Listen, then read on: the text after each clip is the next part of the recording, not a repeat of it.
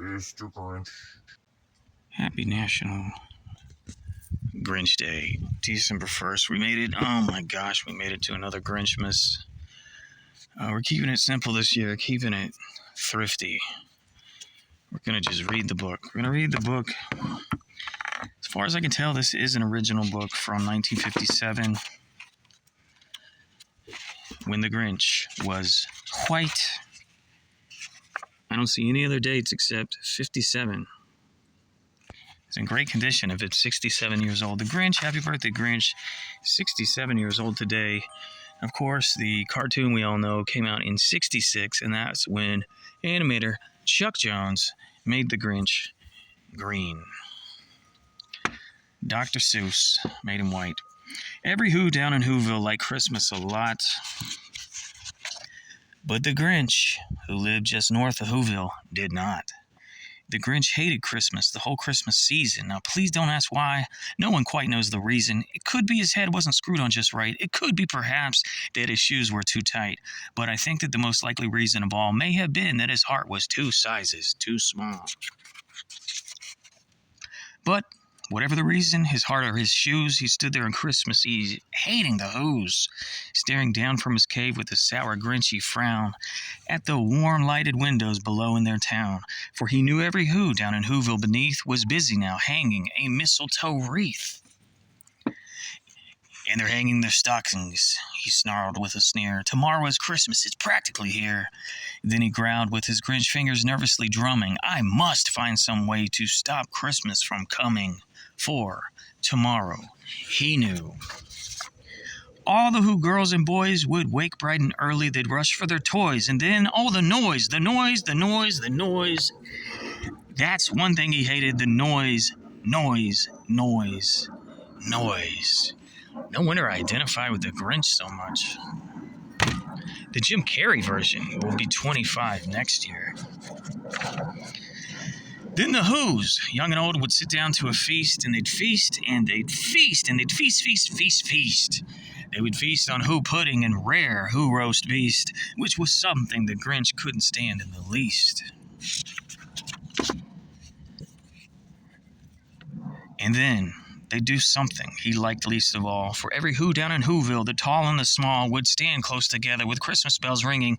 They'd stand hand in hand. The Who's would start singing. They'd sing, and they'd sing, and they'd sing, sing, sing, sing. And the more the Grinch thought of this Who Christmas sing, the more the Grinch thought, I must stop this whole thing. Why? For 53 years I've put up with it now. I must stop this Christmas from coming, but how? So he was 53 when this went down.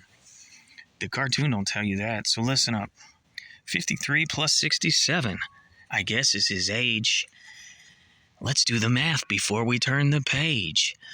We're going to say 7 plus 3 is 1, carry the 1, 5 plus 6, 2, 120. And then he got an idea, an awful idea. The Grinch got a wonderful, awful idea.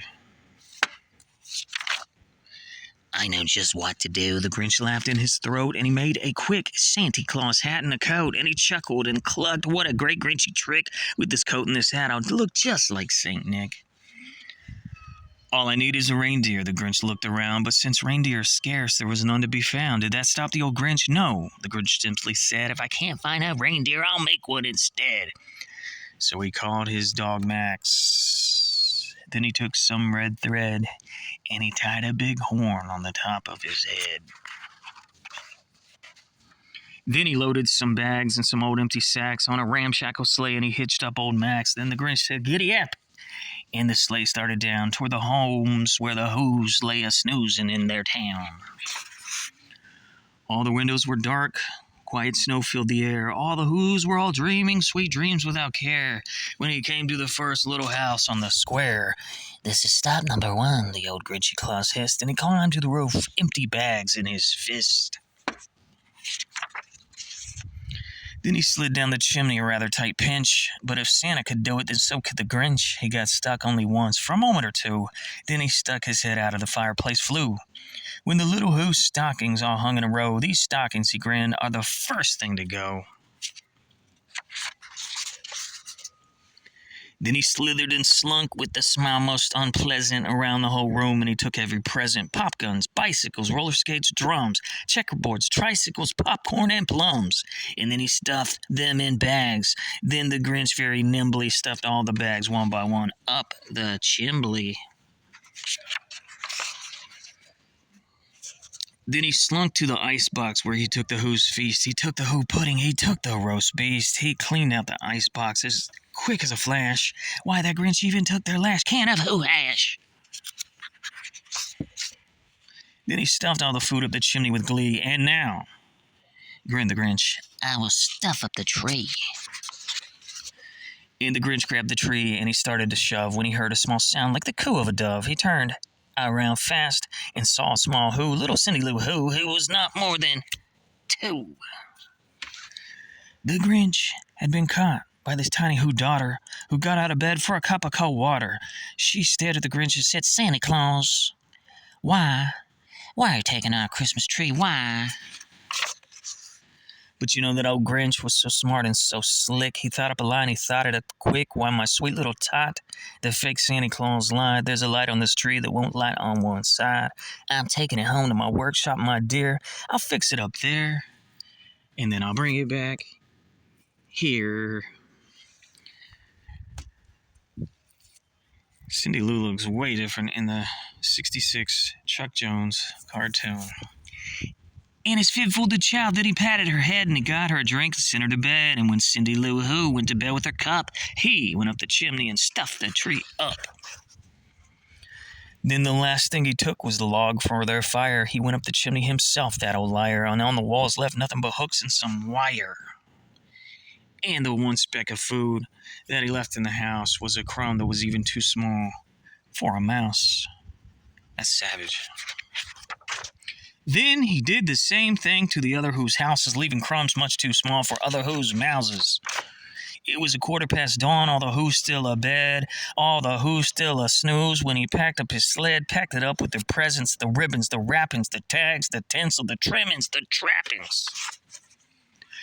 3,000 feet up the side of Mount Crumpet, he rode with his load to the tip-top to dump it. Pooh-pooh to the Who's was his Grinch-ish Lee hummings. They're finding out now that no Christmas is coming. They're just waking up. I just know what they'll do. Their mouths will hang open for a minute or two. Then the Who's down in Whoville will all cry boo-hoo. That's a noise, grinned the Grinch, that I simply must hear. So he paused, and the Grinch put his hand to his ear, and he did hear a sound rising over the snow. It started in low, then it started to grow. But the sound wasn't sad. Why, this sounded very merry. It couldn't be so. It was merry very, and he stared down at Whoville. The Grinch popped his eyes, then he shook, and he shook, and he shook. Ain't no such thing as half-laid crooks. What a shocking surprise. Every Who down in Whoville, the tall and the small, was singing without any presents at all. He hadn't stopped Christmas from coming. It came, and it came, and it came just the same.